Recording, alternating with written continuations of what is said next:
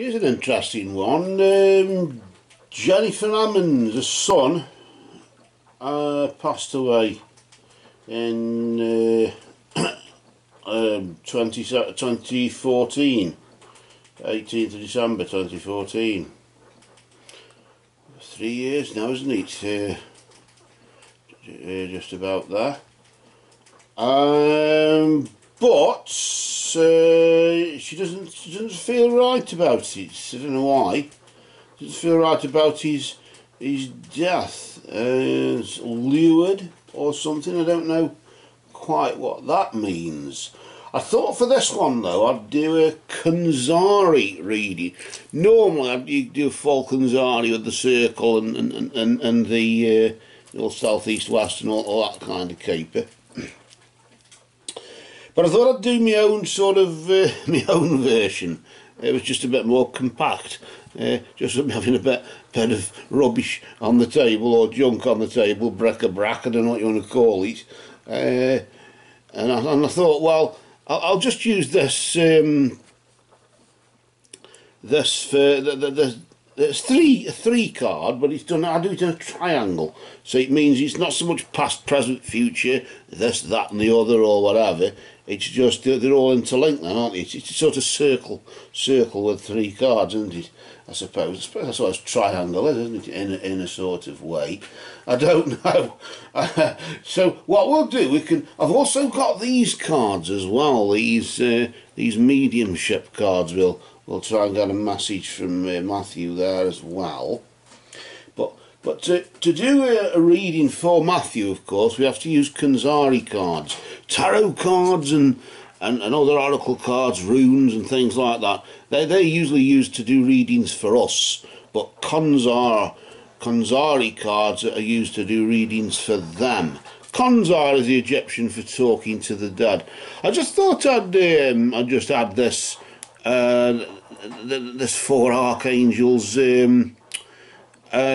talisman I had some time ago off I don't know if it's Amazon, eBay or somewhere. I can't remember where I had it from, but I never had a chain attached to it. I couldn't find one, or couldn't be bothered going to the jewellers, so I thought I'd just we'll pop that, just pop that there, and then you can just see it there, and then that might just help protect us a bit as if we needed it.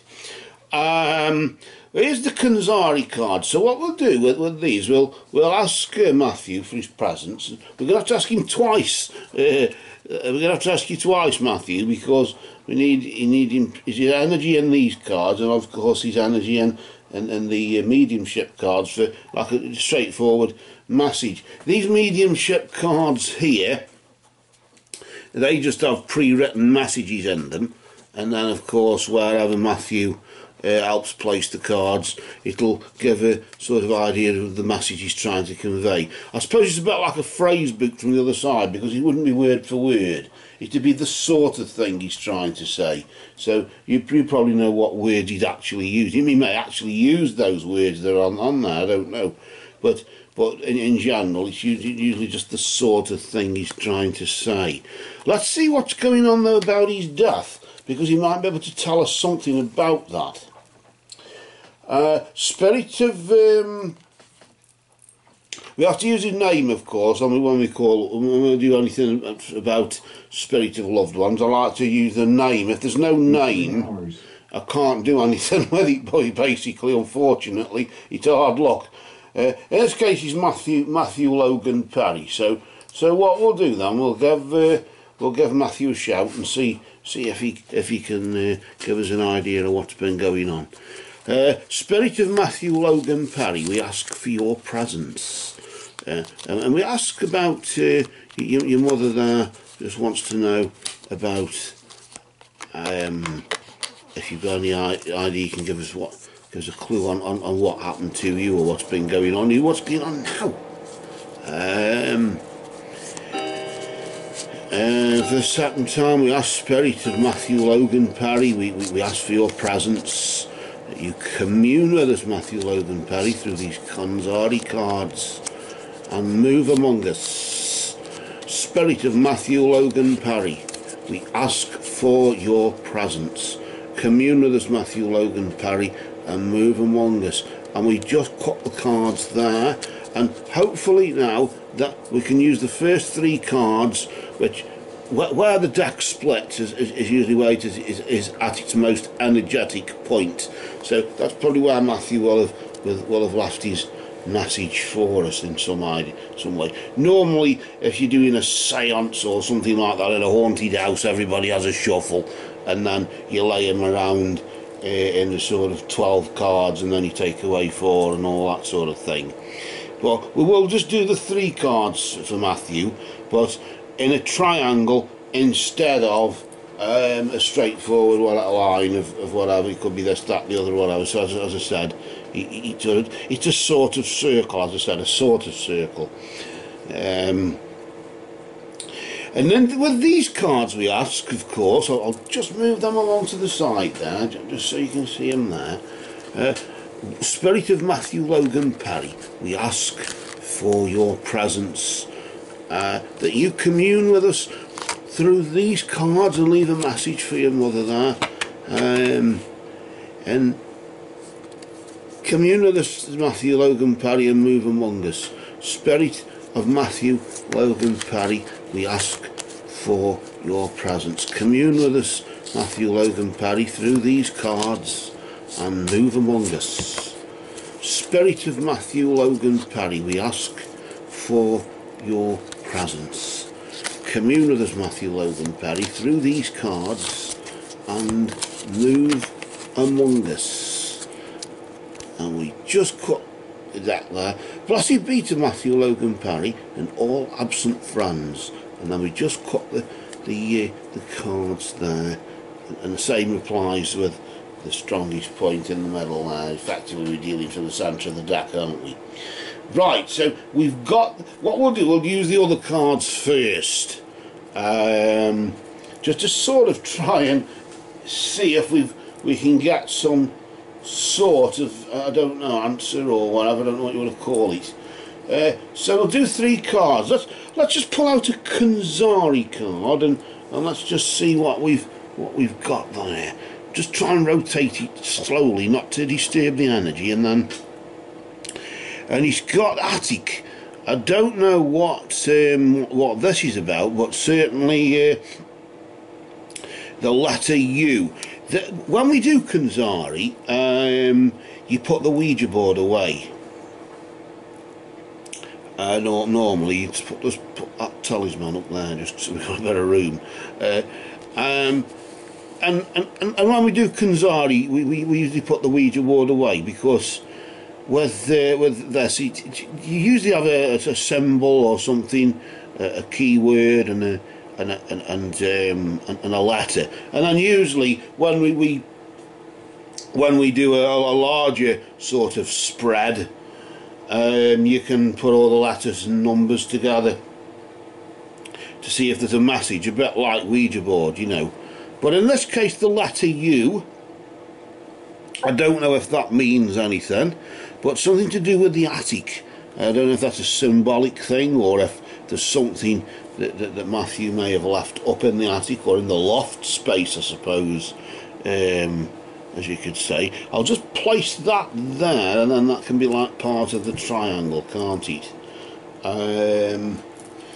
But I'm sort of like getting as though he's saying something about the attic. There may be something up there, or if you've got an attic or the loft space, where there's something stored away that may be of some significance, that may help you find out what it is you're trying to find out.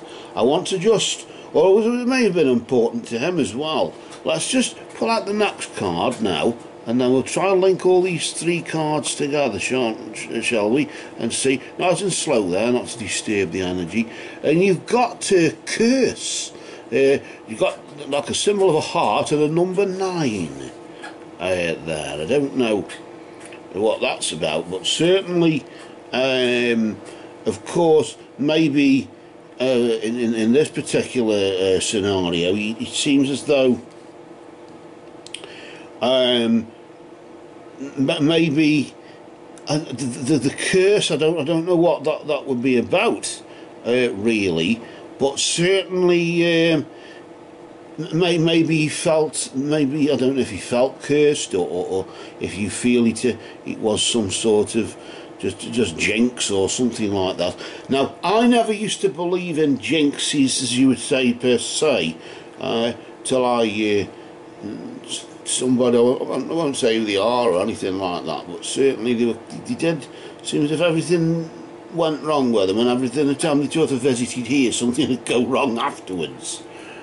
or something like that. I don't know if it's because I was trying to find something to blame, and so it's easy just to blame that person, or what, I don't know. But often maybe the curse is a curse that you think is there, isn't an actual curse, but it's just maybe you felt there was a curse.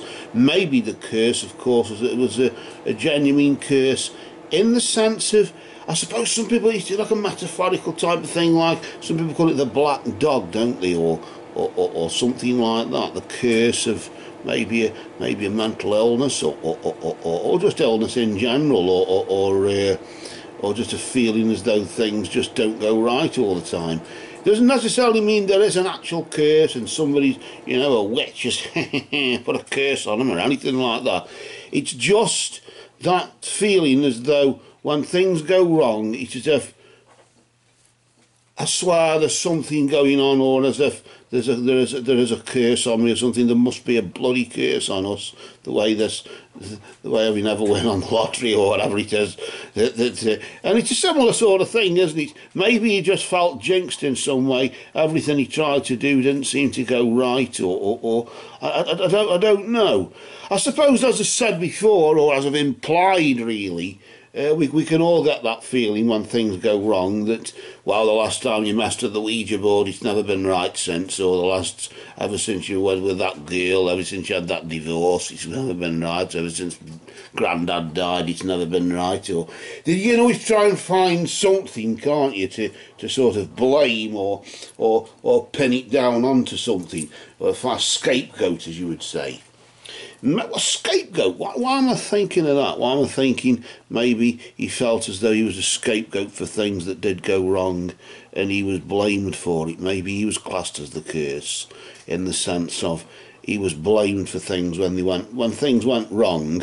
He was expected to go right with him, and he was blamed when it went wrong. Now, join the club, because we all know what that's about, don't we? I think everybody can sort of find some sort of affinity with that. I want to pull this final Konxari card here in this 3-card deal that I normally do, mainly because it's nice and compact, because you can do it in a small space. And of course, if we're sitting for an hour with these cards, it tends to can drag on a bit as we try and find other things that could be. We could probably do a longer reading, probably when we've got a bit more space and cleared all this junk off the table. Maybe we could probably come back to this sometime, because that's what they're really for. It's not the sort of thing where, can you do me a reading please, but I don't know what it is. If there's a sort of mystery attached to the dead, we can, providing we know who they are, we can sort of try and get some sort of answer. I don't know about the answer we've got so far, but let's just have a look here what this card is. Possession, like an asterisk sort of symbol, and what that is, and the letter R. So the letters that we've got are U and the number 9 and the letter R. I don't know if they mean anything to you, but possession. I got a sort of feeling as though this possession, yes, it's easy to believe in people being possessed by the devil and all that sort of thing, isn't it? But maybe it sort of links with the curse, in the sense of maybe it was, I don't know, mental illness. I wouldn't go as far as saying drugs, though. I wouldn't go as far as saying that. It could be, but I wouldn't go as far as saying that, even if it is. Usually people do drugs because of underlying problems anyway, don't they, or something like that. But laughing and joking apart aside, the possession, maybe I got a funny feeling as though maybe, yes, he was disturbed about certain things, but there's something up in the attic or in the loft storage space. Nearly couldn't say that then. There's something like up in the loft storage space that may give an idea to what this is all about, what this curse is about, even if it is a family curse or something like that and you believe it is. But sometimes I think if you believe something strong enough, it will be true, because you'll make it true. I think it's something a bit more simple and down to earth than that, isn't it? Because remember, Matthew, you were living in the real world, weren't you, at one time? And of course, the real world did apply to you as well as everybody else. So from a realistic point of view, as you could say. But he was disturbed a hell of a lot. Maybe he had a lot on his plate because he was blamed a lot, I don't know. You say about being lured and things like that. I don't know about that. If he was lured to his death or whatever, I honestly don't know to that degree. But if it's anything to do with a curse, if it was the fact that he had to fulfil something, just going back to that again on another angle, if it was that he had to put it right and he was born to set it right, oh cursed spice that ever I was born to set it right. You know, if it was that sort of thing where he felt obliged to put right whatever went wrong, I don't know. But it certainly did get to him anyway. But anyway, that's neither here nor there. It got to him. We're talking of past tense, aren't we? But of course, because these cards read for those on the other side, it's probably still getting at him as well. I want to now pull out, I usually pull out about 3 of these other cards, these message cards, as I call them, the mediumship cards there. I want to see what he's got to actually say. See if there's a message, and as you can link these messages to what we've sort of tried to discover, just with these 3 cards. I mean, really, these 3, just doing 3 Konxari cards is quite eye-opening, isn't it? In a way, normally you deal 12, remove 4, and then do the remaining 8, and all that, as you've probably seen earlier on with some of the videos there that we've done. Let's see though, we'll just rotate this card nice and slow, and that's just back to Matthew, and just see what you've got to say. Thank you for your presence as well, Matthew, because we have to remember that you are here with us.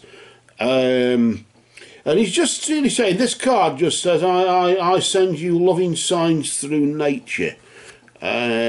So it's not as if I've forgotten you in any way, Mum. It's nothing to do like as if I've forgotten you or whatever. Just next time you see the moon, the super moon, we had a super moon, a nice one, didn't we, the other night on the 3rd, I think it was. Was it the 3rd? But we had one anyway. So there again. When you look at the super moon, maybe that's the same moon that Matthew used to look at, isn't it? Or used to see on his walk back in the evenings from wherever he was coming from or whatever.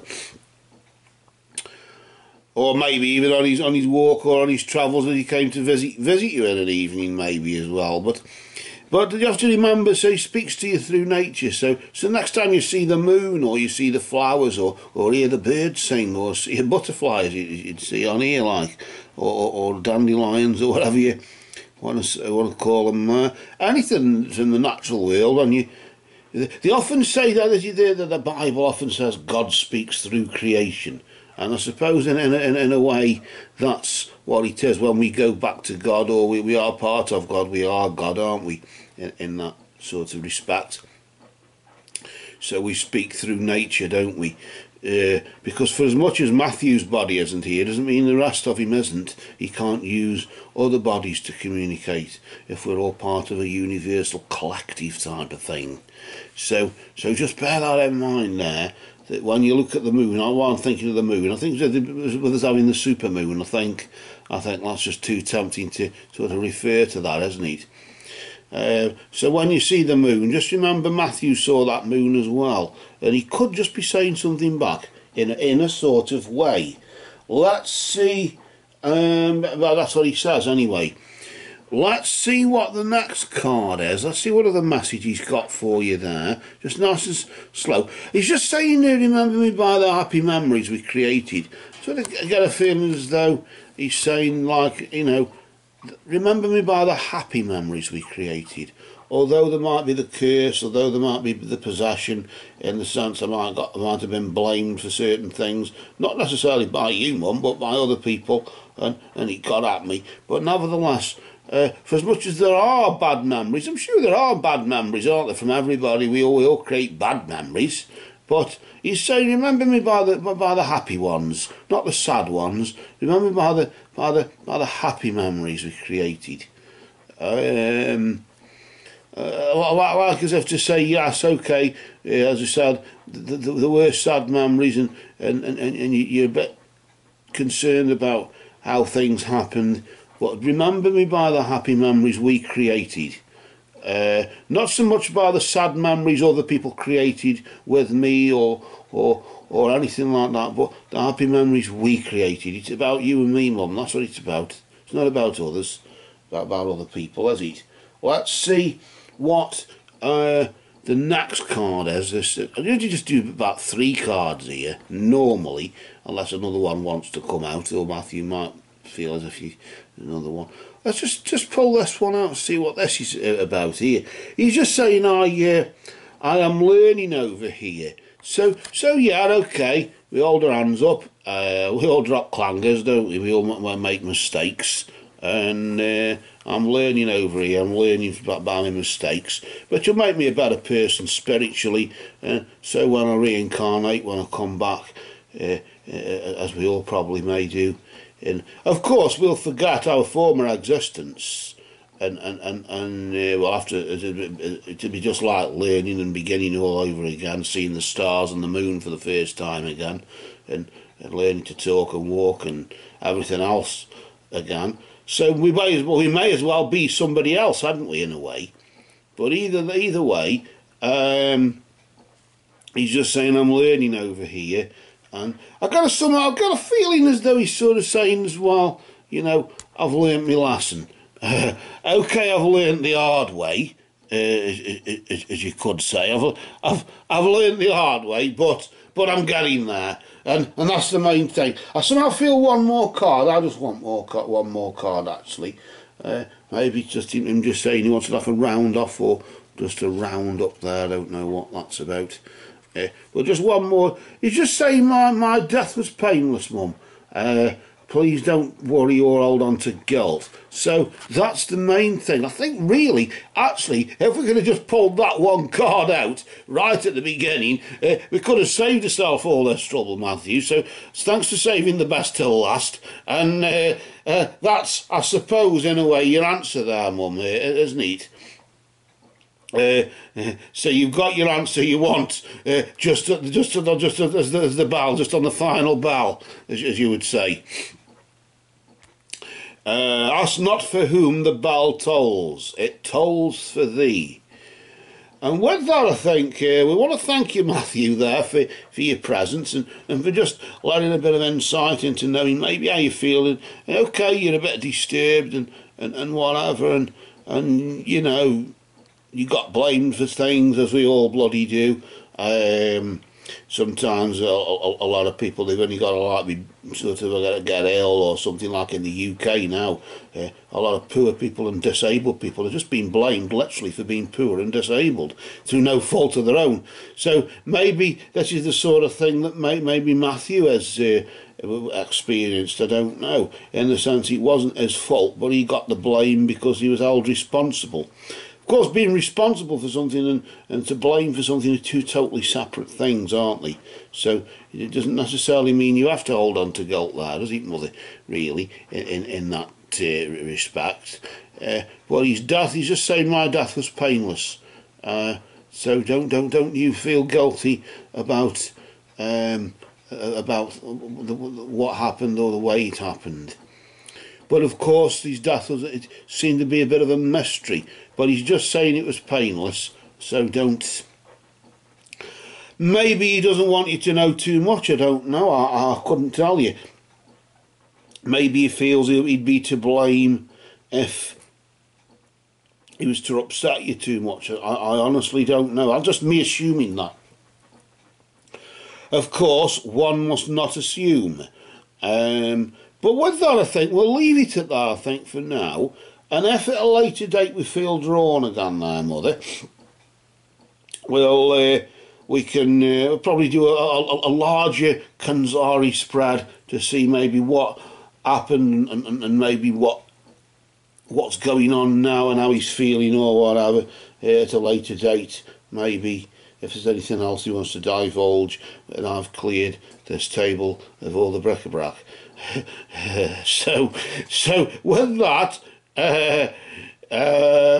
from Matthew and all the bric-a-brac and me, Matthew, it's been great meeting you and been great speaking to you, and thanks for your message for your mum there, and great sharing and whatever. So what we'll do, we'll just grab Matthew's cards here, these mediumship cards, the messages that he left there. We'll just place them there, and I'll just put these or the rest of the deck just on top as if to lay Matthew to rest, and then we'll just grab these cards here, these Konxari cards, and we'll just turn them over as well and do the same again and place them at the bottom of that deck. And then we'll just say Matthew Logan Perry, merry did we meet, merry do we now part, and Matthew, merry may we meet again. Blessed be to Matthew Logan Perry and all absent friends.